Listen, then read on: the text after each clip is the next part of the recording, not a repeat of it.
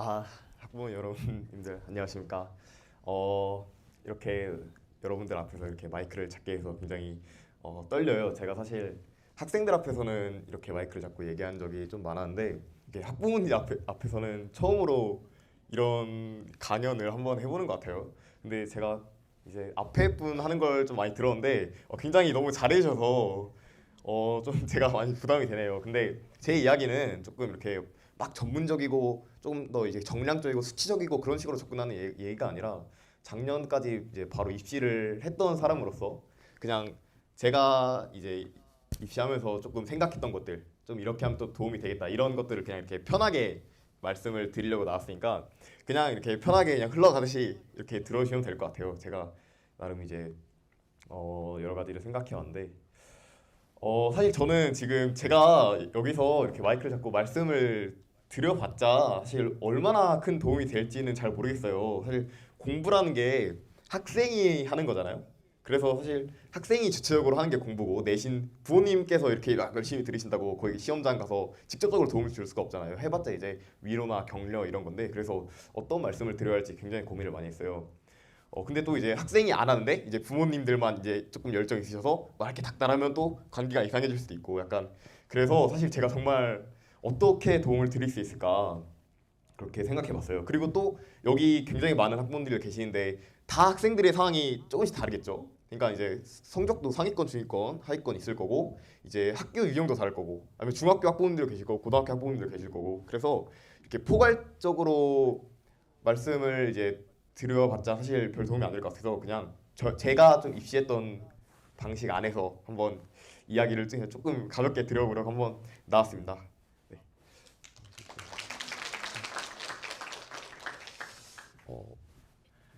어, 네.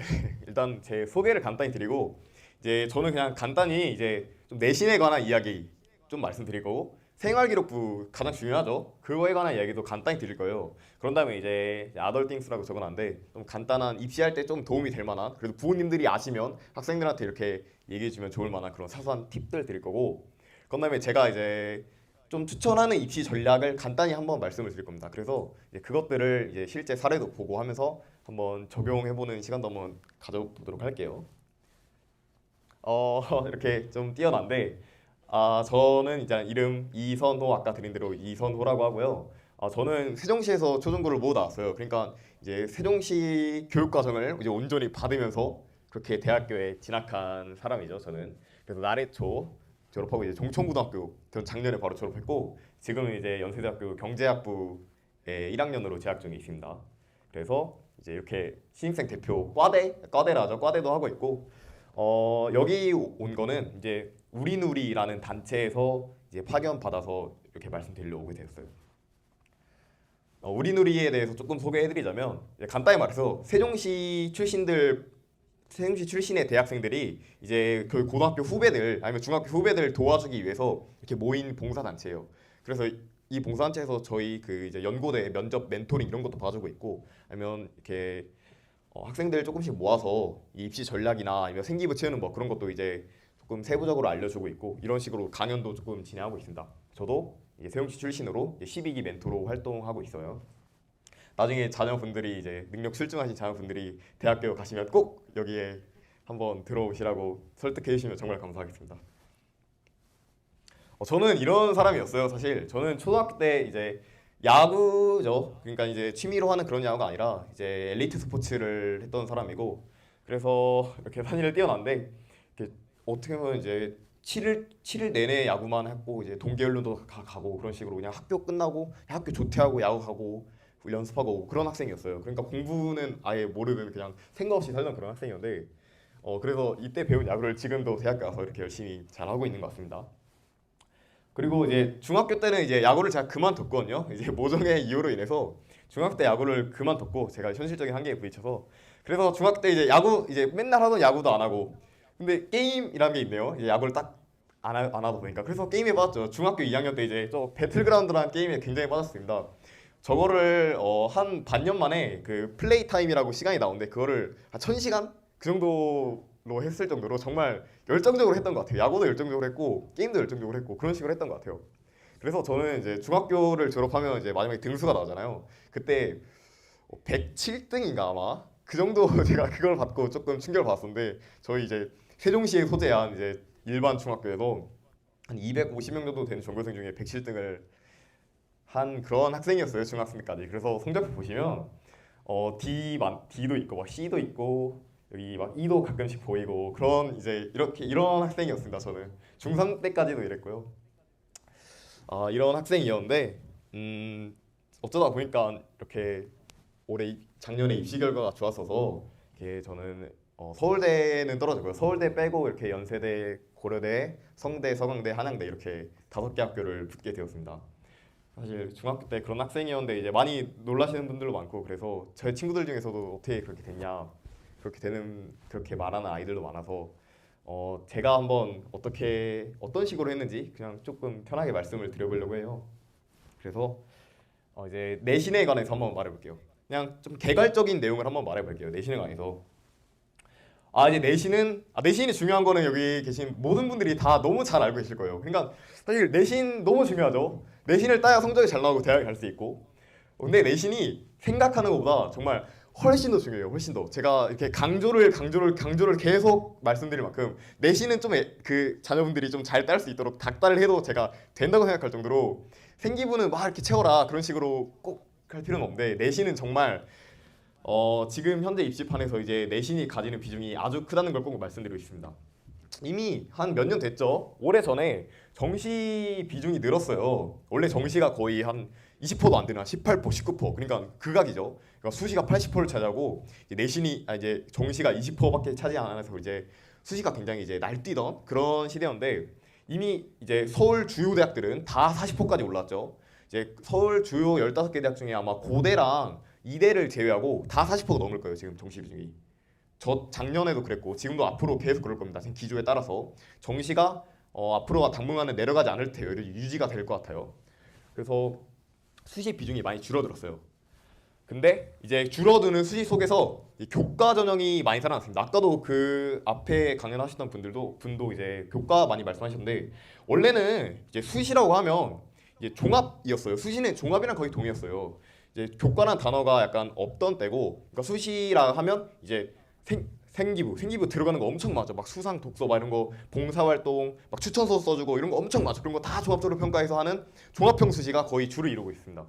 근데 이제 아무래도 이제 여러 정치적 사건들이 많이 터졌죠. 이제 20판석에도 그랬는데 이제 숙명 여고 사건도 그렇고 이제 학생부 종합 전형에 대한 이제 불신 비판 여론이 많이 세지면서 이제 그래서 정시를 올렸던 거고 그래서 종합이 줄어들면서 정시도 올렸던 거고 그래서 이제 정량적으로 평가하는 게 는 거거든요. 그래서 정시도 늘고 교과 전형이 많이 늘었어요.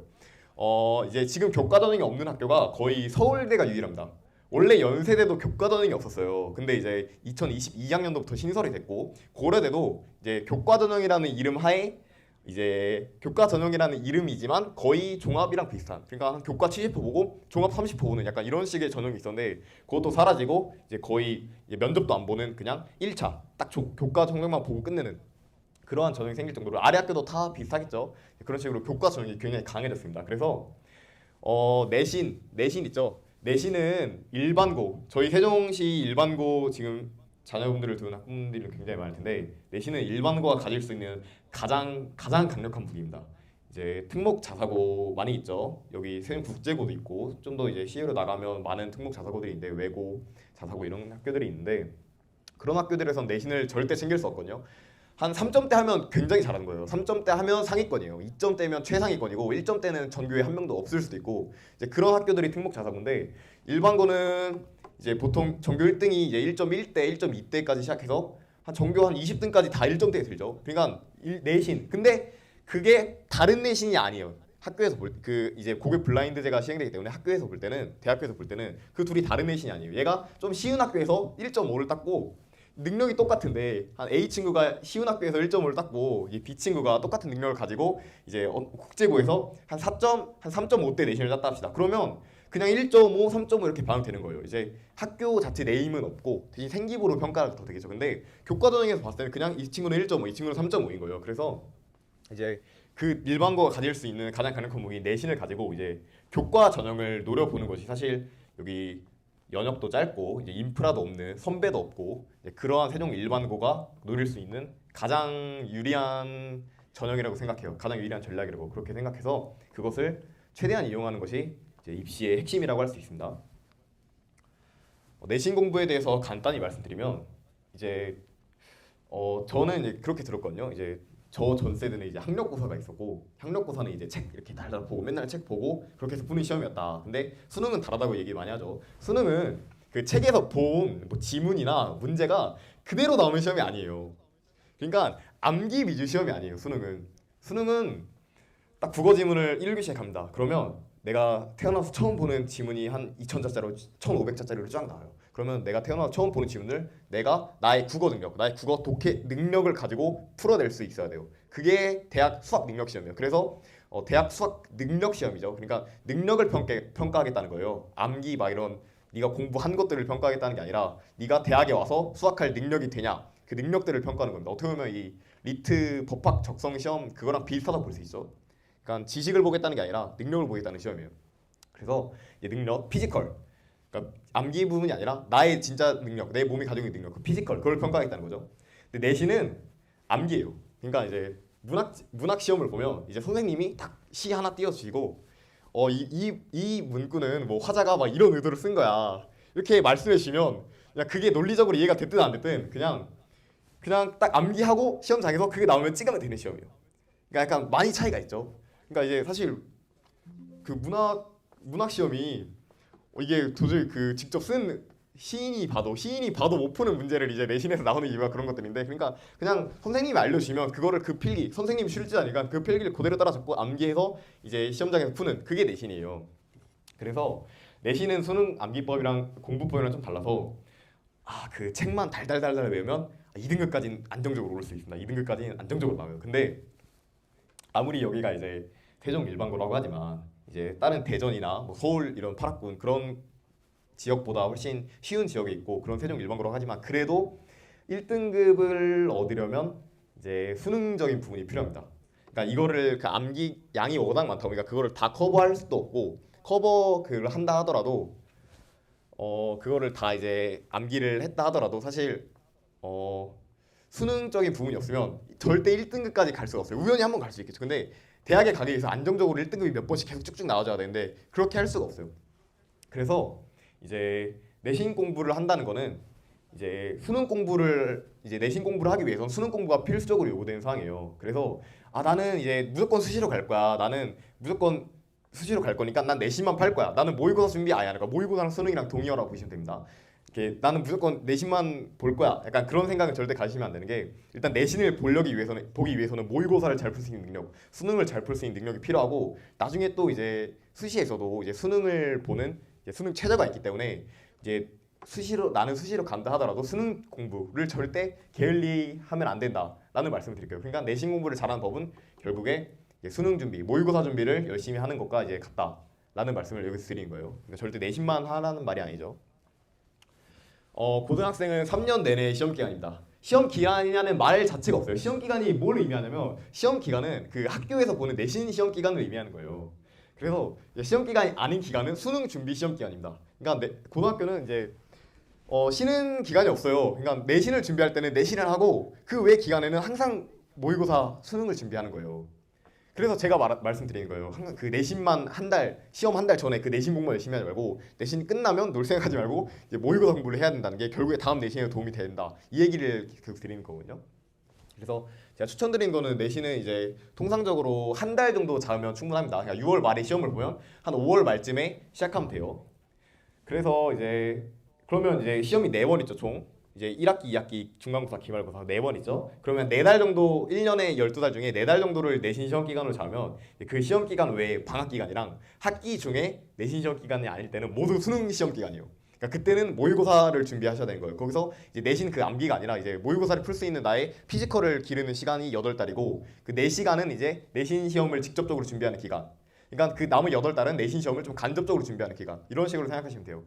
그래서 이제 고등학생은 쉴 시간이 없다. 고1 때부터 이거는 그러니까 수능은 사실 고3 때 공부한다고 되는 게 아니거든요. 절대. 고3 때 내가 갑자기 막 읽는다고 되는 게 아니라서 고1 때부터 이제 만약에 여기 내년에 고1이 되는 자녀를 두신 학부모가 계신다면 3월에 딱 들어가면 이제 3월 한 달 동안 수능 준비, 그러니까 모의고사 준비 열심히 시키다가 딱 4월 말에 중간고사가 있죠. 그때 딱 이제 그때는 이제 내신 시험 공부를 시키고 또 5월 되면 쉬는 게 아니라 아직 중학교 때 맨날 그랬으니까 그러는 게 아니라 그때는 모의고사 준비를 계속하는 거예요. 그리고 또 6월 되면 이제 내신 준비를 하고 그런 식으로 이 마인드를 꼭 장착하셔야 됩니다. 이제 고등학생으로 올라오는 학생들은. 그리고 지금 현재 고등학생의 학생들도 꼭 알아두셔야 할 말이고요. 내신 공부에 이거 조금 말씀드릴게요. 그 단위수라는 게 있거든요. 내신에는. 그러니까 이제 국어, 수학, 영어가 있죠. 그다음에 뭐 사탐, 예를 들어 물리도 있을 거고 뭐 사회문화 이런 게 있을 거예요. 역사, 한국사도 있을 거고 이런 게 다 똑같은 비중을 갖고 있는 게 아니에요. 어느 정도는 다 알고 계실 거예요. 당연히 국영수가 큰 비중을 갖고 있겠죠. 그래서 그 비중이 이제 단위수라는 거에 따라 결정되는데 이게 검역의 비중이라 써놨는데 뭐냐면 일주일에 그 시간이 몇 시간 들었는지 그러니까 일주일에 국어가 4교시 들었으면 국어는 단위수가 4인 겁니다. 그럼 비중이 4인 거예요. 4거든요 비중이. 근데 약간 사탐이나 과탐은 3 이런 식으로 나와 있습니다. 그래서 이 제 성적표 1-1 성적표를 직접 가져온 건데 이 단위수를 보시면 옆에 이렇게 적혀 있어요. 국어는 4단위, 한국사는 3단위, 통합과학은 4단위네요. 과학탐구 실험이란 것도 1단위고 기술과정 2.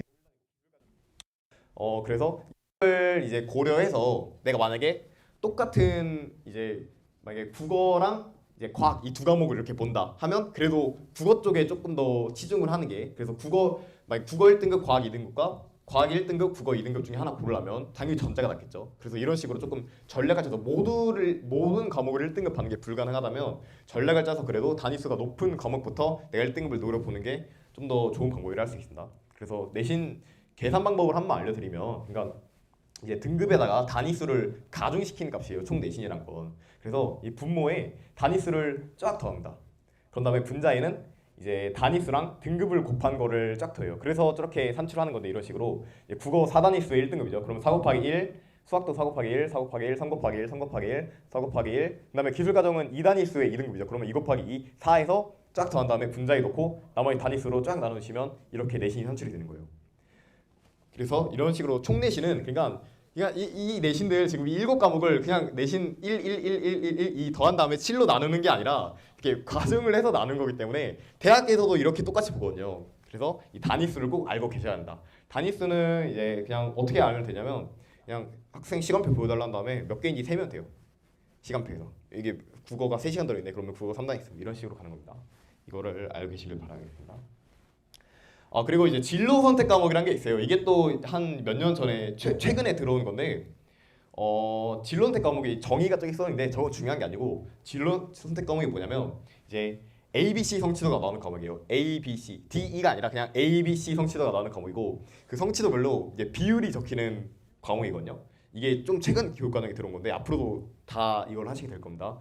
근데 그러니까 이런 체육 있죠. 체육 미술 AA 이렇게 나오죠. 근데 그냥 성취도만 적혀 있잖아요. 이거는 A, B, C, D, E까지 있는 거예요. 별로 중요한 게 아니에요. 이런 것들은 물론 A 따야 좋겠지만 이런 걸 말하는 게 아니라 그렇다고 이제 저희 등급 나오는 과목들도 성취도가 나오거든요. 그 성취도가 나오는 게 아니라 그거는 이제 등급이 나오기 때문에 성취도가 관계 없는 것들이고 이런 식으로 지금 여기 아래에 제가 써놓은 보인 것처럼 이제 ABC라는 그 세 개의 성취도 중에 하나가 나오고 그다음에 성취도별 분포 비율이 적혀 있는 게 있어요. 이런 과목들이 있는데 이 과목들은 이제 묻지도 따지지도 말고 무조건 A를 따셔야 됩니다. 제가 뒤에 가서도 왜 이거를 B나 C를 맞으면 굉장히 입시에서 불리해지는지 말씀을 드릴 건데 이 과목들은 이제 이 절대평가거든요. 이게 내신처럼 등급제가 아니라 절대평가로 그냥 A, B, C 이렇게 나뉘는 거예요. 그래서 뭐 A 비율이 이렇게 50% 이렇게 나오기도 해서 문제 없고 저 회계원리처럼. 그래서 근데 이거를 이제 학생들이 이제 엄마 나 오늘 이제 나 영어권 문화를 듣고 있어. 근데 이거 절대평가 그냥 대충 할게. 이렇게 하시면 절대 안 돼요. 그러니까 대충 해도 되지만 A는 나올 정도로만 하셔야 됩니다. 물론 그냥 대충 해서 그 등급 나오는 과목에 포커스를 맞추는 게 맞지만 이 과목들은 이제 A가 나올 정도를 무조건 해서 이제 무조건 A를 받는 걸 추천드릴게요. 제가 이게 위험한 이유를 이따가 말씀드릴게요. 이제 내신 간단히 말씀드렸고 생기부에 대해서 말씀드릴게요. 약간 개괄적인 내용을 말씀드릴게요. 이제 생기부를 채우다라는 게 내가 생기부를 직접 쓴다는 게 아니라 이제 선생님이 생기부를 쓸 때 참고할 활동들을 한다는 거예요. 그러니까 생기부에 적힐 활동들을 한다는 게 생기부를 채운다랑 똑같은 얘기로 볼 수 있습니다. 생기부에 어떤 활동들이 적힐까요? 생기부에서는 학교에서 이제 명목상으로는 학교에서 진행하는 모든 활동이 적히는데 그래서 내가 그냥 이제 그냥 대충 그냥 지각 안 했어요. 그냥 반장 몇 번 했어요. 야 그런 것들만 적히면 아무 대학에서도 안 보여줄 거 아니에요. 그냥 그런 것들만 적히면 그냥 선생님한테 대답 잘했어요. 그냥 이 정도만 적히면 매력이 전혀 없다는 거죠. 그런 것도 당연히 생기부 내용이긴 한데 그래서 저희는 입시에 도움될 만한 입학 사정관들이 매력을 가질 만한 그런 생기부를 만들어야 됩니다. 그래서 이제 그런 것들이 보통은 이제 페이퍼 작성, 레포트라고 하죠. 레포트나 이제 논문이라고 하죠. 그런 이제 페이퍼 작성을 필두로 한 이제 학술 활동. 이제 대학에 가는 거기 때문에 이제 대학 제가 이제 자신이 가고 싶은 그런 과랑 관련된 학술 활동을 중심으로 한 그런 페이퍼 작성, 레포트 작성, 물론 이제 토론이나 그런 활동도 있겠죠. 근데 그런 것들인데 어쨌든 좀 이제 글을 쓰는 페이퍼를 작성하는 활동들을 주로 이룬다고 할 수 있겠어요. 이제 생기부를 채운다는 것은 생기부는 무조건 이제 주체적으로 채우는 겁니다. 그러니까 보통 생기부 안 챙긴 학생들이 어떻게 적히냐면 이제 진로 시간이라고 합시다. 진로 시간에 선생님이 이렇게 영상 하나 틀어주세요. 영상 하나 틀어주시면 이제 그거 쭉 봅니다. 그다음에 끝나면 이제 소감문 하나씩 제출하라고 해요. 소감문 한 4줄 적어서 이렇게 제출해요. 그러면 이제 진로 시간에 이게 어떤 영상을 보고 이런 내용의 소감문을 써서 제출함 이렇게만 딱 적히는 거거든요. 전교생이 모두 다 하는 이제 그런 것들은 아무 의미가 없다는 거죠. 차라리 그런 활동들은 이제 물론 생기부에는 다 똑같이 적혀 있지만 그런 건 차라리 분량만 차지하는 전혀 입시에 도움이 안 되는 그런 내용들이라는 거죠. 그래서 그런 거로 생기부를 채울 생각을 절대 하시면 안 돼요. 그러니까 학교에서 모두가 진행하는 막 그런 짜잘한 활동들로 생기부를 채울 생각을 전혀 하시면 안 돼요. 그러니까 개인적으로 하셔야 돼요. 주체적으로 나만 할 수 있는 활동을 하는 거예요. 그래서 내 결과물을 만들어야 될 수 있는 거예요. 이게 생기부를 채우는 거예요. 그래서 좀 더 말씀드리면 이제 생기부가 크게 예전에 막 많았어요. 아까 말씀드린 막 추천서 저 때까지만 해도 이제 수상이 있었고 독서가 있었고 봉사가 있었고 쫙 많았는데 다 빠졌습니다. 다 빠졌고 딱 2개 남았어요. 이거 말고 이제 행특이라고 담임 선생님이 마지막에 써주시는 것도 있는데 그건 중요한 게 아니고 이제 창체 딱 2가지입니다. 창체랑 세특 이렇게 2가지만 남았어요. 그래서 얘네 둘만 잘 챙기면 어떻게 보면 생기부 챙기면 끝났다 이런 식으로 이해하시면 됩니다. 그래서 설명을 좀 드리자면 이제 창체 근데 또 나뉘죠. 여기서 창체는 이제 자율 동아리 진로라고 나눠요. 그러니까 자율 활동, 동아리 활동, 진로 활동. 근데 자율은 말 그대로 자율적으로 쓰면 되는 거고, 그러니까 약간 제약 없이 그러니까 자율적인 내용이 들어가면 되는 거고, 진로도 사실은 이 자율 진로 구분이 그렇게 중요하지 않아요. 사실 자율에도 진로 관련된 걸 넣을 거 아닙니까?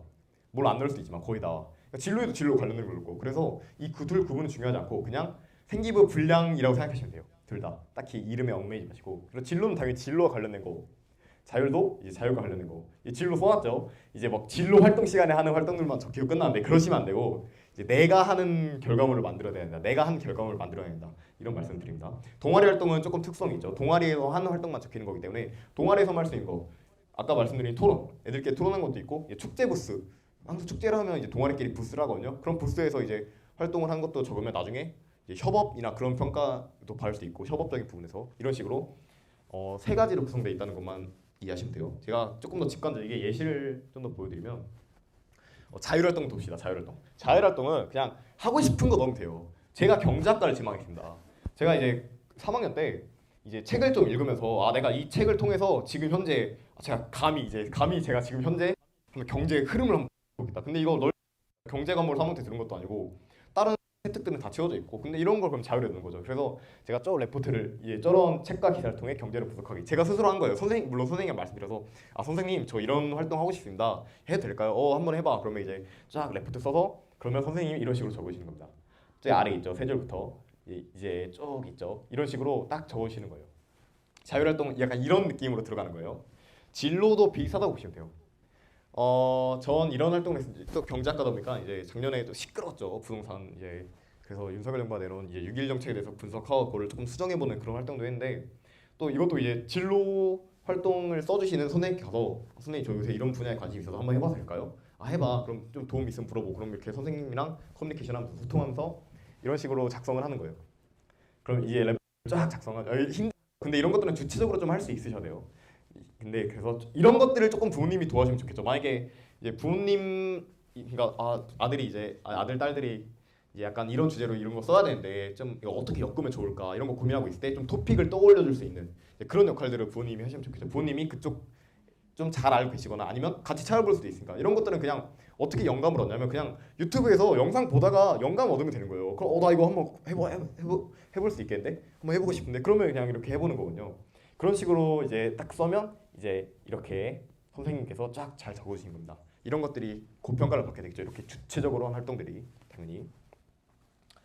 동아리는 아까 말한 것처럼 이제 전 토론 한번 넣었었거든요. 이게 이제 2학년 때 한 건데 이런 식으로 이거 토론하는 것도 쫙 이제 레포트 써갖고 이제 적힌 거거든요. 이런 식으로 동아리 활동도 주체적으로 동아리 안에서 할 수 있는, 그냥 동아리는 조금 더 학술적인 분야보다는 저는 어떻게든 엮으려고 노력했던 거고, 정말 동아리 활동을 열심히 하셔도 돼요.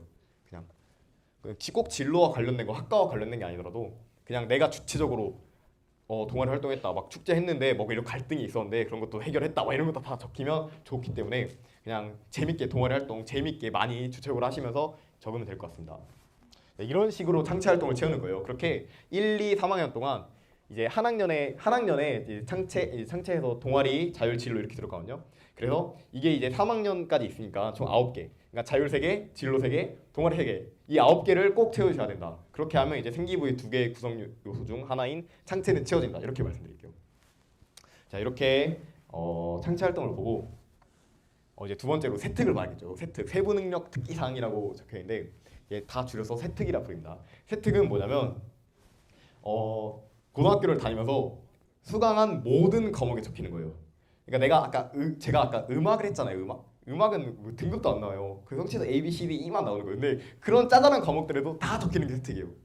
근데 고등학교를 다니면서 얼마나 많은 과목을 듣겠습니까? 한 4, 50과목 더 들을 수도 있죠. 막 그 정도 들을 텐데, 그러면 한 과목당 한 1,500자 정도, 아니 이게 1,500바이트 500자 정도 적혀있거든요. 그럼 500자 곱하기 한 50과목 하면 엄청나죠. 이제 그 정도로 많은 분량을 갖고 있는, 그러니까 아까 그 창체보다 훨씬 더 많은 분량을 갖고 있는 게 세특이기 때문에 세특을 챙기는 게 굉장히 중요하다고 할 수 있어요.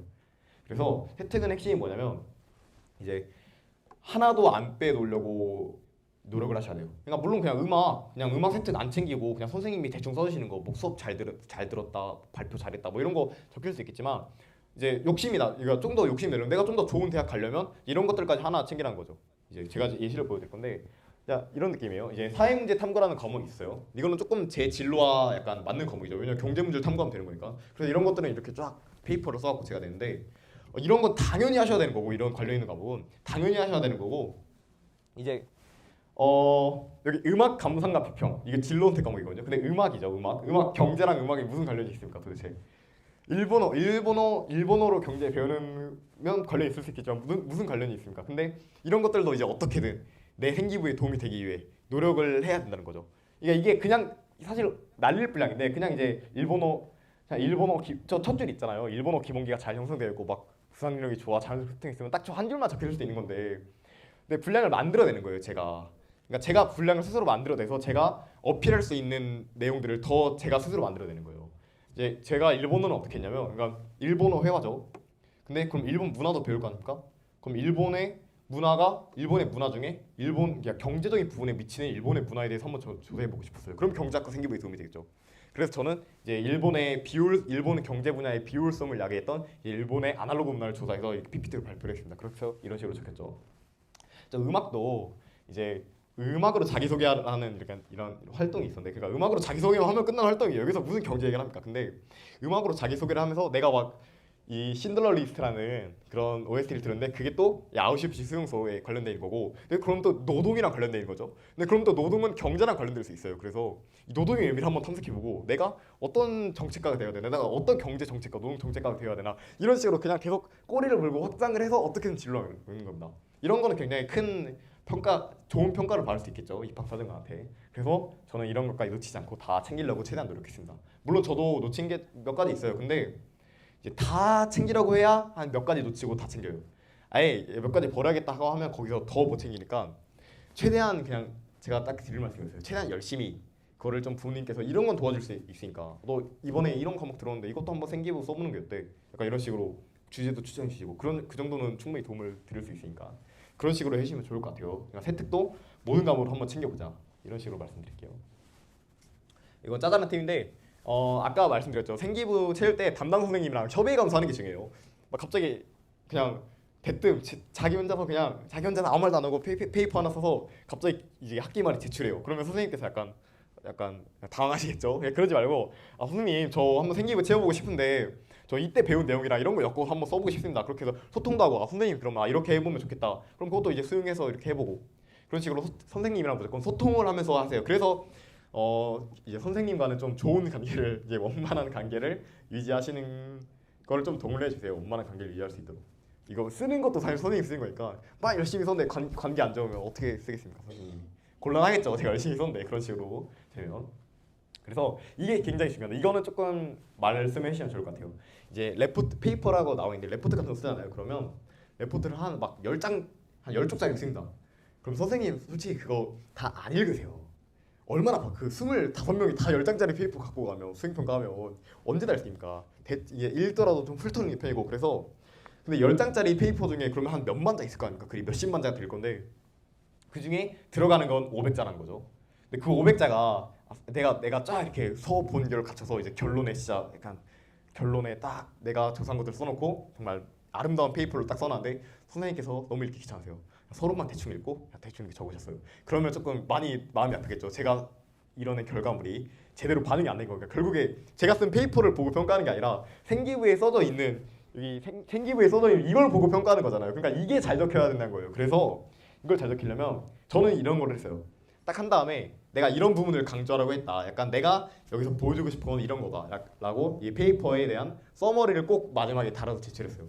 그럼 이제 이 부분을 중심으로 써주시겠죠, 선생님이. 이것도 생기부 채울 때 추천드리는 방식입니다. 좀 다른 것들도 한번 얘기해 볼게요. 이제 모집 요강은 스스로 꼼꼼히 확인한다. 제가 지금 말씀드리고 있는 것도 지금 굉장히 많은 불특정 다수의 학부모님들 앞에서 포괄적인 내용을 말씀드리는 거예요. 근데 사정이 다 다릅니다. 아까 말했죠. 상위권, 중위권, 하위권 뭐 고등학교 다 다를 거고 내가 내신이 좋은지 아니면 생기부가 좋은지 그거에 비해서 모의고사 어떻게 나오는지 막 이런 거 다 달라요. 그래서 나에게 맞는 입시 전략을 세우고 그런 거를 하려면 무조건 스스로 이런 거 원래 학생들이 다 해야 되는 건데 학생들이 안 하면 부모님이랑도 해야 되니까 이제 무조건 입시 정보를 스스로 수집하셔야 돼요. 어떻게 수집하냐면 막 유튜브 막 이런 분석 이런 거 있잖아요. 막 여기 나와서 막 이렇게 떠드는 그런 건 볼 필요 없어요. 사실 그런 건 딱히 볼 필요 없고 그냥 요강 정도 보시는 정도면 충분해요. 대신 꼼꼼히 봐야겠죠. 그러니까 요강에 이런 게 다 다르거든요. 매년 달라지고 다 다르거든요. 그래서 전형 과정 2단계가 없는 것도 있고 그러니까 면접이 없는 것도 있고 1단계만 있는 것도 있고 최저는 또 어떤 식으로 다르고 내신 반영 뭐 면접 시기가 이제 수능 전일 수도 있고 후일 수도 있고 내신 반영 과목이 아까 이제 전 과목이 반영될 수도 있고 막 기술 과정 이런 거 빼고 국수사가 0만 반영될 수도 있고 엄청 많거든요. 생기부 평가는 어떻게 되는지 이런 정성적인 부분들이 엄청 많기 때문에 이런 것들을 본인이 직접 확인하셔야 됩니다. 이제 1시간 그냥 대치동 가서 이제 대치동 이제 서초 쪽 가서 그냥 컨설팅 받아오면 1시간 동안 받으면 절대 다 캐치 못해줘요. 그냥 대충 그냥 모두한테나 할 만한 소리 하고 끝내거든요. 그냥 내신 한번 컨설턴트한테 가도 그냥 내신 한번 이렇게 쫙 분석 자료 띄워주고 그냥 대충 설명해주고 끝내거든요. 그러니까 이런 부분에서 절대 도움을 많이 받을 수가 없어요. 그러니까 무조건 본인이 스스로 이제 학생 본인이 스스로 해야 돼요. 그게 안 되면 이제 부모님이 좀 도와주셔야 되는 거고. 그래서 그냥 이제 고려대학교 있으면 이렇게 고려대학교 쳐서 바로 아래 고려대학교 입학처 딱 누르면 이제 요강이 있어요. 공지사항 이런 데 가면 이제 2024학년도 요강, 2025학년도 요강 모집 아니면 전형 시행 계획 이런 게 있으니까 꼭 입학처 직접 들어가셔서 정독하시면서 한번 확인해 보시면 되겠습니다. 그런 다음에 이 사이트를 꼭 이용하셔야 돼요. 대학 어디가 사이트도 이제 한 2021년인가 2021학년도 입시인가 2학년도 입시인가 이제 그때부터 활성화가 됐던 거예요. 그러니까 정부가 이제 법으로 정해서 이제 입결을 강제로 이제 공개를 하라. 이 사이트에 무조건 학교 내 입결을 공개를 하라. 이렇게 한 사이트예요. 그러니까 이제 정부가 보장하는 사이트고 학교가 직접 입결을 올려놓은 사이트예요. 그래서 여기에 전년도 입결이 나거든요. 그러니까 막 네이버에 치셔서 막 분석 자료 이미 다 가공된 자료 그런 거 보지 마시고 그냥 직접 들어가서 보세요. 직접 들어가서 전년도 입결이 딱 상세하게 쫙 나오니까 이제 그런 것들을 다 보시면 돼요. 그러니까 대학 어디가 사이트 들어가셔서 그냥 이렇게 눌러 보다 보면 나오는데 좀 알려드리면 대입정보센터 이제 대학별 입시 정보 그런 다음에 저 전형 평가 기준 및 전년도 결과 공개 딱 들어가셔서 원하는 대학 검색하셔서 들어가셔서 딱 입결 쫙 확인해 보시면 되겠습니다. 이거는 정말 적극적으로 이용하는 걸 추천드릴게요. 그다음에 저 아래 대학별 내신 등급 환산 기능 저런 게 있어요. 그러니까 대학별 내신 환산 방법이 다 다를 거 아니에요. 그거를 대학 어디가 해서 다 계산해 줘요. 그래서 이런 식으로 이제 성적을 다 입력하면 이게 어떤 식으로 되냐면 이제 이런 칸이 있어요. 제가 지금 원점수, 과목 평균, 표준 편차, 수강 자수 이런 거 다 세세하게 하나하나 다 입력한 거거든요. 제가 수강 모든 과목 3-1까지 그렇게 하면 이제 입력이 됩니다. 그러면 이런 식으로 분석을 할 수가 있어요. 여기 이제 이런 식으로 이제 이건 한양대예요, 한양대. 제가 실제로 돌려봤던 건데 그럼 이제 이렇게 분석을 해보면 제 점수가 나오죠. 995점 한양대식으로. 그러니까 결국에 점수로 환산하거든요. 근데 점수 사실 995 보고 내가 이게 몇 등급이야 도대체 이게 몇 등급이야 이런 식으로 되잖아요. 근데 이걸 다 계산해 주는 거예요. 다 이렇게 입력만 쫙 해놓으면. 근데 조금 더 이게 등급만 써놓고 그렇게 대충 입력하시는 게 아니라 웬만하면 저런 것들 다 입력해 주세요. 세부적인 것들. 왜냐면 저런 세부적인 것들 막 원점수, 과업평균, 표준편차 이런 거 연세대 고려대에서 다 봅니다. 연세대학교 표준편차 왜 보냐면 이제 Z 점수를 선출하기 위해서 보고 고려대학교도 이제 수강자수나 표준편차 이런 걸 이제 그 진로 선택 과목 아까 말한 진로 선택 과목을 변환하는 과정에서 다 써요. 그래서 웬만하면 다 적어두시고 그러면 이제 비교하시면 되겠죠. 여기 나오면 984점, 50% 컷이 81점, 995점이네. 이 정도는 합격권이겠다. 이런 식으로 분석을 하시면 됩니다. 이 기능은 꼭 적극적으로 이용하시는 걸 추천드려요. 이것도 좀 말씀드리고 싶은 게 제가 아무래도 일반고 출신이지 않습니까? 특목 자사고가 옳은 선택일까라는 생각을 많이 가지고 있어요. 특목 자사고를 왜 가요? 특목 자사고를 왜 가는 거 같나요? 보통 학교의 장점을 살리는 거죠. 그러니까 특목 자사고 가면 이제 그러니까 특목고 자사고 외고, 국제고 막 이런 데 가면 이제 생기부를 잘 써줄 거 아니에요. 아무래도 이제 좋은 학생들도 있을 거고 그럼 활동도 지원을 많이 해줄 거니까 많은 활동을 할 수 있을 거고 그래서 그런 것들을 생기부에 쫙 적어서 예전에 그 종합형 수시가 판치던 시대에 그냥 서울대에 싹 몰아가려고 그런 식으로 이제 하던 건데 그때는 물론 좋았죠. 그때는 정말 이런 학교들이 다 잘 갔어요. 다 휩쓸었고 왜냐면 종합형 수시 시대니까 다 휩쓸었고 그랬는데 근데 이제 아까 말씀드렸다시피 내신 2점대만 나와도 거의 전교 1등이거든요. 1점대 나오면 정말 전교 1등이고 아예 1점대가 없는 학교도 있고 근데 내신으로는 그러니까 승부를 못 봐요. 여기를 가는 거는 그러니까 여기를 가서 정시를 하는 게 아니라 내가 여기 정시할 거면 솔직히 왜 갑니까? 정시할 거면 물론 간접적으로 가서 공부하는 게 도움이 될 수 있겠지만 사실 이 학교 도움 받아서 생기부 잘 채우려고 가는 건데 그 생기부를 어디다 써요? 수시할 때 쓰려고 가는 건데 정시할 거면 이제 가는 의미가 없죠. 근데 수시할 거면 교과는 일단 안 되고 무조건 종합을 노려야 되는 상황이에요. 그래서 보통 중학교 때 막 전 170등 했지만 물론 막 1등, 2등 이런 애들은 다 이제 유혹이 들어오겠죠. 막 김천고등학교, 상산고등학교, 한일고등학교 막 유혹이 들어오겠죠. 막 전북 외고 간 친구도 봤어요. 선생님 국제고도 많고 그런 유혹이 들어오겠죠. 그러면 가면 이제 그러면 거기 있는 한 300명, 250명 정원은 싹 다 이제 딱 A급 애들로 쫙 꾸려진 거 아닐까? 거기서 이제 내신을 딱 받자고 사실 거기서 이제 생기부 채우는 게 주가 되는데 대부분의 학생이 정말 그 학교에 가는 약간 직접적인 이유가 되는 게 무의미해지는 정시로 가요. 제 동기들 중에 정말 그렇게 많습니다. 재수 3수에서 이제 한 외대부고 출신인데 재수해서 온 친구도 많고 이제 굉장히 많아요. 근데 그래서 지금 입시판은 이제 아까도 말씀드렸다시피 내신의 중요성을 강조했다시피 내신이 정말 중요한 입시판이에요. 이게 내신이 없으면 사실 너무 불리해요. 이게 종합이 있지만 종합에서도 이제 고급 블라인드제가 시행돼서 물론 이제 생기부 봐서 이건 좀 얘는 좋은 학교에 나왔네. 그럼 내신 낮아도 이 생기부 감안해야겠다. 이 정도는 되겠지만 사실 제가 채운 거 보면 제가 일반고에서 순수하게 채웠잖아요. 근데 충분히 가능하거든요. 그 특목고급으로 채우는 게 생기부를 제 생기부가 이제 특목 자사고보다 높은 평가를 받았다. 입학처에서 제가 연락을 받았는데 그러니까 일반고에서 충분히 가능하다는 거죠. 이제 고교 이름도 직접 안 나오고 그래서 종합할 때도 사실 충분히 생기부 따라갈 수 있고 근데 내신은 더 높을 거고 일반고가 교과는 그냥 일반고 판이고 그래서 물론 동의하시지 않는 분들도 있겠지만 저는 정말 추천드리지 않아요. 여기 가는 게. 그러니까 살리고 싶죠. 내 애가 이제 중학교에서 1등, 2등 하는 애예요. 중학교에서. 물론 중학교, 고등학교 공부 달라서 저는 이제 중학교에서 잘하다가 고등학교 와서 이제 나락가는 애들도 많이 없고 중학교에서 이제 좀 평범하네요. 근데 고등학교에서 포텐 터뜨려서 막 내신 높게 따는 애를 봤는데 근데 어쨌든 중학교에서 공부 잘하면 이거를 이용하고 싶겠죠. 중학교에서 1등 해놓고 일반고 가기 싫을 거예요. 근데 그래서 보통은 이제 부모님들도 자사고 보내고 그런단 말이죠. 근데 대입이잖아요. 대입. 고등학교는 물론 이제 고등학교를 다니면서 막 교우관계 막 그런 배우는 것들이 있을 수 있겠지만 대입만 보고 말씀드리면 사실 고등학교도 대학교를 위한 수단이잖아요. 근데 이제 그래서 더 도움이 될 만한 학교를 가자는 거죠. 이제 상산고 참 좋은 학교 상산고 참 좋은 학교인데 상산고 가서 중앙대 간 애랑 저처럼 정천고 나서 연세대 간 애는 차이가 있다는 거죠. 결국에 사회가 보는 거는 대학이니까 어쨌든 대입에 가장 도움이 될 만한 학교를 가는 걸 추천드려요. 그래서 대입에 도움될 만한 학교가 저는 특목 자사고는 지금 현재 입시판에서는 아닌 것 같아요. 그렇게 말씀드릴게요. 그러니까 이제 이런 학생들 보면 이제 3년 내내 열심히 했대요. 특목 자사고에서 3년 내내 정말 열심히 했대요. 3점대 나왔어요 내신이. 그 정도면 일반고 오면 무조건 1.1이거든요. 1.1, 1.2 이 정도 딸 능력이거든요. 특목 자사고에 3점대를 딸 정도면. 근데 그 정도 따놓고 3점대로는 사실 서울대 쓰기가 애매하니까 난 서울대를 가야겠는데 정시를 가는 겁니다. 그러면 그 무슨 의미가 있냐고요. 내 일반 갔으면 그냥 1.1 지금 써서 갔을 텐데 서울대. 제 동기들 중에서 그러니까 아까 말씀드렸잖아요. 재수 3수에서 온 애들이에요. 정시로. 저는 그냥 일반 가서 선역으로 다 왔는데 쉽게. 그러니까 그런 친구들을 보면 사실 이미 약간 이 학교들은 좀 길어졌구나. 현재 입장에서 조금 소용이 없구나. 그런 식으로 많이 생각이 들어서 웬만하면 일반고로 가는 걸 추천드려요. 세종 일반고가 내신이 따기 어려운 학교가 아니잖아요. 막 대전만 나가봐도 아니면 뭐 파락군, 판교에 있는 학교, 대구 이제 수성구에 있는 학교 이런데 일반고만큼 빡센 학교들이 전혀 아니거든요. 정말 노력하면 충분히 1점대는 나올 수 있는 학교이기 때문에 웬만하면 세종 일반고 가셔서 세종 이제 일반고 가셔서 내신 높게 딴 다음에 그 내신을 잘 이용하자 이런 말씀을 꼭 제가 드리고 싶습니다. 그래서 입시 전략 다 통하는 건 아니겠지만 제가 이제 했던 걸 좀 말씀드리면 이제 이거죠. 우월한 내신으로 교과 전형을 노리는 거예요. 교과가 많이 늘어났으니까. 아까 말했죠. 연세대 교과 또 도입됐고 고대도 이제 진짜 교과만 보는 교과 전형이 생겼고 그러니까 무엇보다 중요한 내신을 최대한 확보해요. 그러니까 제가 여기서 드릴 수 있는 말씀은 딱 도움은 안 되는 말이에요. 그냥 내신을 무조건 높게 따라.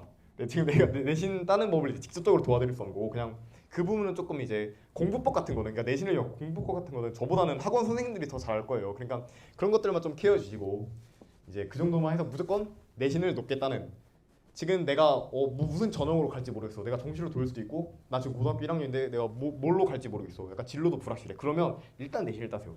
일단 내신을 따세요. 그럼 나중에 더 넓은 폭의 기회가 있을 겁니다. 일단 그래서 내신을 무조건 따는 게 중요해요. 그래서 일반고의 장점을 극대화 한번 해보자는 거죠. 그래서 만약에 근데 막 내가 고대 가려면 한 1.5 정도 나와야 돼요. 1.5가 마지노선인데 1.5보다 조금 낮게 나왔어요. 1.7. 근데 1.7은 고대 교과 전형을 쓸 수 없더라도 고대 종합 전형에서 굉장히 유리한 점수예요. 고대 종합 전형은 누가 씁니까? 특목 자사고에 늘 쓰겠죠. 그 친구들 내신 어떻습니까? 3점대, 4점대, 1.5, 3점대, 4점대, 1.5. 생기유만 비슷하게 채우면 무조건 압사할 수밖에 없는 그런 내신이다. 이렇게 말씀드릴게요. 아까도 이제 그 전에 말씀하시는 분이 종합 전형에서도 내신 반영 비율이 높다고 말씀드렸죠. 그게 정말이에요. 그러니까 이제 정량적인 평가를 선호하는 시대가 오게 되면서 결국에 종합 전형에서 내신을 많이 보게 됐어요. 그래서 교과로 가면 물론 좋겠지만 종합에서도 당연히 쓸 수 있는 굉장히 유리한 내신이기 때문에 이제 내신을 많이 따더라 이 얘기를 이제 너무 많이 강조드리고 싶어요. 한번 요새 이제 대한민국 입시파는 이제 의대 쟁탈전이죠. 한마디로 이제 서울대 공대 붙고 만약에 어디 지방 사립 의대 붙으면 이제 집에 돈이 많은 애 빼고는 다 지방 의대를 갑니다. 아니면 정말 소신이 있거나 그런 애들 빼고는 그게 현실이죠. 그만큼 이제 의대가 강력해졌으니까 의대란 그 라이센스가 강력해졌으니까 의대 가면 이제 남자는 6년 이제 3수에서 가서 이제 6년 동안 하고 군의관 3년 갔다 오고 레지던트 4년 해서 30대 후반에 병원을 차려요. 그 정도의 투입이 들어가는데도 의대를 가는 이유가 다 있겠죠. 40대 직장인이 이제 다시 수능판에 뛰어드는 이유가 있겠죠. 그 정도로 이제 지금 대한민국은 이제 서울에 가면 재사관들 가면 딱딱 의대를 준비하는 학생들이요. 그렇게 대한민국은 이제 의대 중심, 의대를 넘어서 메디컬 중심으로 돌아가고 있는 그런 판인데 그래서 제가 의대 입시 한번 적용해 볼까요? 이거를 학생부 교과 전형으로 의대 가기 가장 쉬운 게 교과로 가는 거. 종합으로 의대 가기. 종합은 그래도 이제 일단은 얘네들 판이에요. 얘네들은 이걸로라도 가야지. 이 자사고 특목생들이 그래서 저희는 무조건 교과를 노리는 게 유리합니다. 정시로 의대 가기 왜 점점해냐면 정시로 의대 가기가 얼마나 유리하냐면 이분이 이제 유튜브에서 저도 촬영해 본 건데 이제 시대인재라는 굉장히 유명한 학원에서 입시 컨설턴트 하고 계시는 분이에요. 이제 결론적으로 의대는 이제 지방 사립 의대를 포함하더라도 이제 상위 0.6% 안에 들어야 한다. 상위 0.6% 안에 들으실 수 있습니까? 그게 정말 저는 쉽지 않은 거라고 알고 있거든요. 연대 의대 친구들이 저도 굉장히 많은데 연세 다니니까 이제 막 육수에서 들어온 친구도 있어요. 육수하면 상위 0.6% 갈 수 있겠죠. 육수하세요 그러면 고등학교 2번 다니는 거죠. 그럼 거의. 자 그래도 정시는 이제 그러니까 이런 거 하기 싫으면 수시를 최대한 열심히 해라. 아까도 나중에도 제가 말씀드릴 건데 그래서 정시를 가지 말라는 이유를 좀 많이 말씀드릴 거예요. 이따가도. 그러니까 1등급이 다 나오잖아요. 그러니까 5, 1등급 나오잖아요. 5, 1등급 얼마나 잘하는 선수입니까? 세종시에서 몇 명 없어요. 5, 1등급 나오는 애들은. 5, 1등급 나와도 의대를 못 가요. 5, 1등급 중에서도 높은 1등급이 나와야 의대를 갈 수 있거든요. 그러니까 저게 이제 어디든 일단 의대잖아요. 그러니까 맨 마지막 마지노선 의대인데 마지노선 의대를 가려고 해도 일단 5, 1등급이 나오고 국어 98, 백군이가 수학 99 거의 만점이죠. 이 정도. 탐구도 99죠. 이 정도가 나와야 이제 정시로 의대를 갈 수 있어요. 그러니까 웬만하면 이제 수시를 하는 게 맞겠죠. 그러니까 정시에 약간 현실성에 대해서 조금 말씀을 한번 드려봤습니다. 어떻게? 두 개 보죠. 내신 등급이랑 수능 최저를 봐요. 의대는 특히 교과가 많아요. 이걸 좀 의대에 보내고 싶은 분들 많을 테니까 의대는 특히 또 교과가 많다는 점 말씀드릴게요. 일단 최대한 확보해두고 내신 공부를 하면 당연히 수능 대비 되겠죠. 그래서 이제 보통 어떻게 말하냐면 의대 최저가 많이 빡세요. 의대 최저가 충남대 의대만 해도 3합4예요. 3합4는 좀 안 빡센 편인데 고대가 4보. 그러니까 4보 맞추면 고대 의대 가는 건데 어쨌든 고대가 4보. 그리고 이제 순천향대가 4.6이에요. 4.6. 이 정도로 좀 많이 힘든 상황인데 그래서 육수 막 삼수 사수해서 정시로 가는 것보다 그냥 이렇게 해도 되거든요. 내신 1.2 정도 따놓습니다. 그런 다음에 그럼 내신 따느라 그래도 수능 공부를 많이 못했을 거예요 고등학교 때는. 그러면 1년 N수해서 1년 N수 동안에 이 아까 이 정도가 아니라 그냥 한 3합 4 정도 맞출 정도의 수능 공부만 열심히 해서 최저 맞춰서 딱 가면 돼요. 그게 제가 보기에 가장 현실적인 의대를 가는 방법이에요. 현역으로 가면 무조건 좋겠지만 물론 현역으로 내신도 잘 따놓고 수능도 잘 봐서 최저 맞춰서 딱 가면 좋겠지만 그게 안 되면 이제 N수 가서 이 성적 따는 것보다는 그래도 N수 하면서 딱 수능 최저 맞출 정도 3합 4 맞출 정도만 딱 맞춰놔서 딱 N수 하면서 이제 재수하면서 이제 수능 최저 맞춰서 가면 좋겠죠. 그러니까 이게 제가 말씀드릴 수 있는 가장 현실적인 의대를 가는 방법이에요. 이거는 정말 안 되는 거고 그래서 이 방법을 무조건 추천드리려면 내신을 잘 따야 됩니다. 내신을. 한번 제가 아까 말씀드렸죠. 입시 요강은 직접 살펴보라고. 이게 충남대학교 입시 요강이에요. 제가 충남대학교 직업국이니까 한번 가져와 보세요. 저희는 이 학생부 교과 지역 인재 전형을 볼 겁니다. 이제 쭉 나오죠. 한번 읽어볼게요. 의예과 이제 일반으로 이제 교과 중에 일반으로 20명 뽑고 이제 일반으로 23명 뽑고 지역 인재로 20명 뽑죠. 저소득은 제외하고. 그러면 이제 한번 볼게요. 정 모집 단위. 딱 교과만 본다고 나와 있죠. 그러니까 사범대학만 2단계 면접 보고 딱 교과만 본다고 나와 있죠. 그러면 여기서는 이런 면접 이런 거 없네. 딱 교과만 보네. 생각하시면 돼요. 쭉 아래로 봅니다. 수능 최저가 나와요. 여기 의과대 여기 있네요. 여기. 그러니까 국어, 영어 및 과학, 탐구 중 상위 2과목. 그러니까 국, 영, 과탐 중 상위 2과목과 수학 합산 4등급이네. 그럼 여기서 2개, 수학 3개 해서 4등급이네. 이게 3합4예요. 3합4. 이런 것들을 이제 직접 읽으면서 확인을 하시는 거고 그럼 3합4예요. 일단 그 충남대 의대는. 그래서 보면 이제 전학년 공통으로 딱히 학년의 차등 비율 없이 들어간다는 걸 알 수 있고 그다음에 교과 선택 산출 방법 전 모집 단위 본다고 되어 있습니다. 좀 한문까지 다 본다고 되어 있어요. 그러니까 충남대 의대 가려면 다 챙겨야겠죠. 웬만하면. 이런 게 아닌데도 많아요. 그러니까 고대, 연대 이런 데는 보통 다 보지만 순천향대 의대 또 지역인재 있는데 그러니까 거기만 해도 딱 국, 영수, 사과, 한국사 딱 이 정도 나와요. 그러니까 기술과정 막 제2외국어, 일본어, 한문 이런 거 안 보겠다는 거죠. 딱 이 정도 보거든요. 그러니까 이런 것들도 확인을 하셔야 돼요. 충남대 의대 가고 싶으면 기술과정도 챙겨야겠죠. 저처럼 2등급 맞는 게 아니라 열심히 챙겨야겠죠. 기술과정도. 그래서 이런 것들 다 확인하시고 잠깐 이거 계산해야 되는데 귀찮잖아요. 아까 제가 말씀드린 대학 어디 가서 계산하시면 돼요. 이런 거 직접 할 생각하지 말고 거기다가 입력만 잘하신 다음에 거기서 계산하시면 돼요. 그렇게 말씀드리고 이런 것들 어렵죠.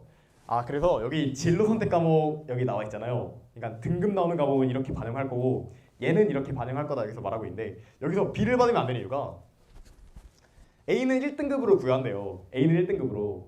근데 B는 여기 뭐라고 나와 있냐면 성취도 B 학생 비율, C 학생 비율. 그러니까 A를 뺀 나머지 B, C 학생 비율에 해당하는 석차 등급을 부여.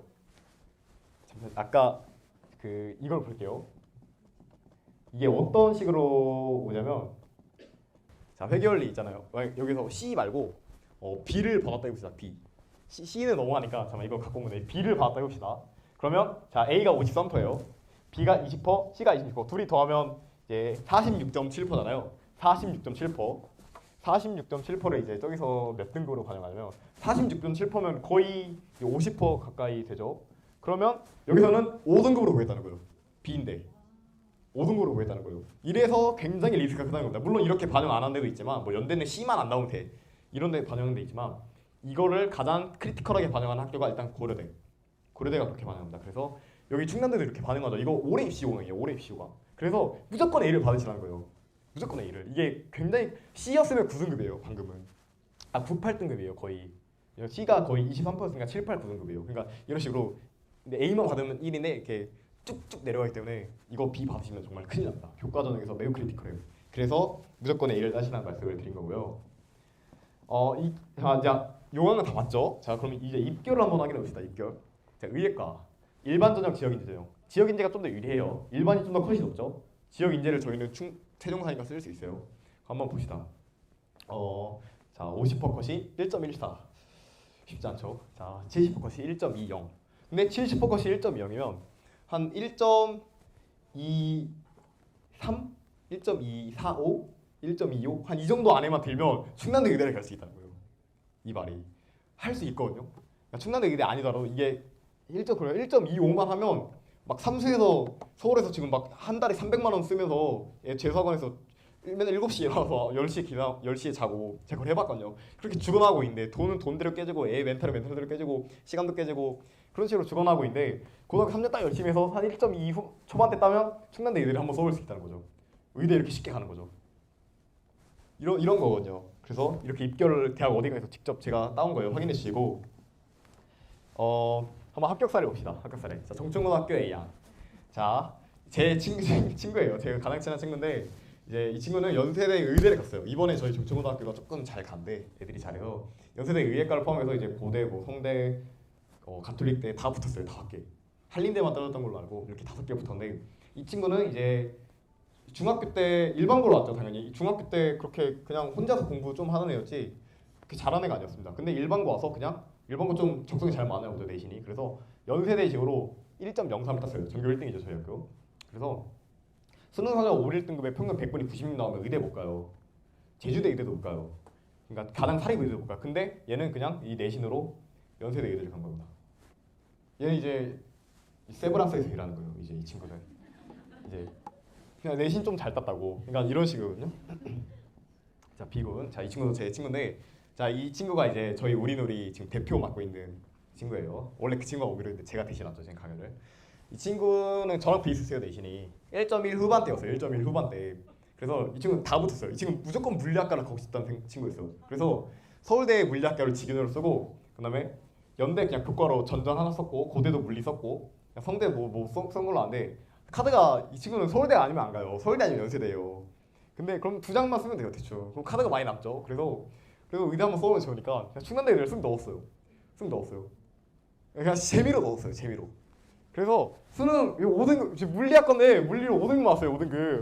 5등급 안 챙긴 거죠. 그러니까 딱 삼합체제만. 왜냐면 서울대도 삼합체제예요. 서울대 지금은 삼합 7인데 물론 빡센 체제는 아니고 딱 그래서 1, 2를 받았죠. 1, 2, 1 수학 2예요. 그것도 수학 2예요. 이제 의대 붙은 애가 수학 2예요.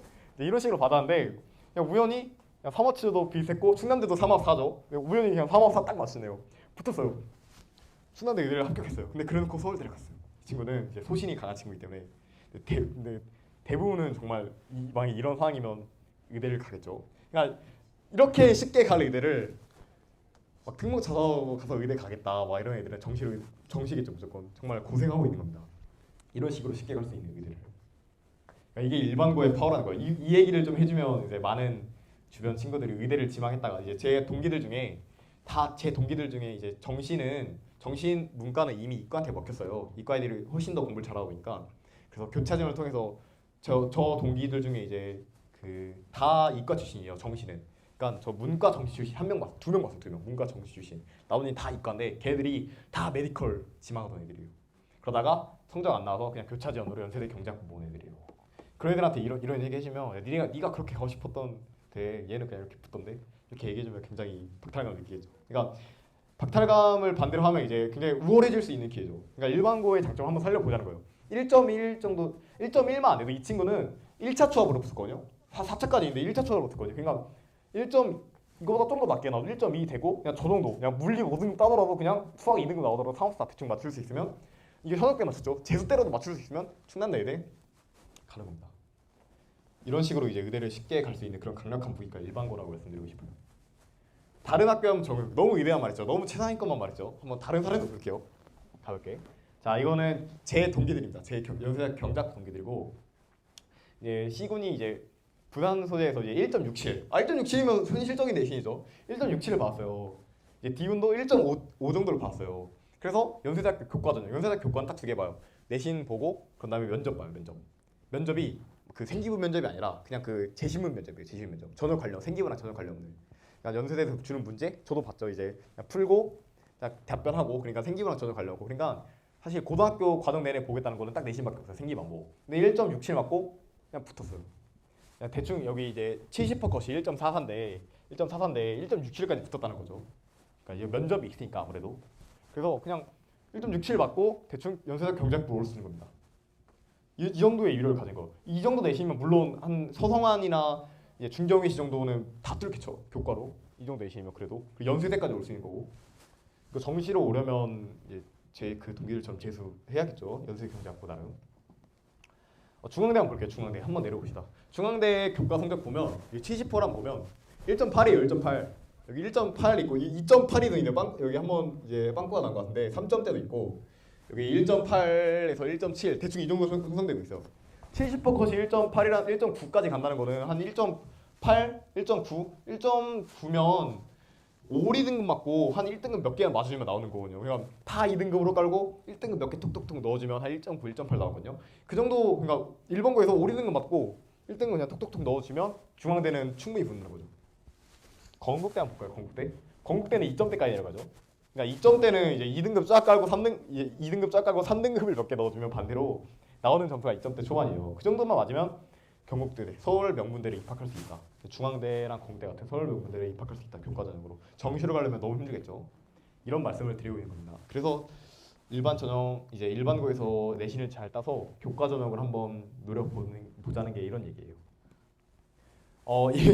이거 정말 안 되는 게 정말 안 돼요.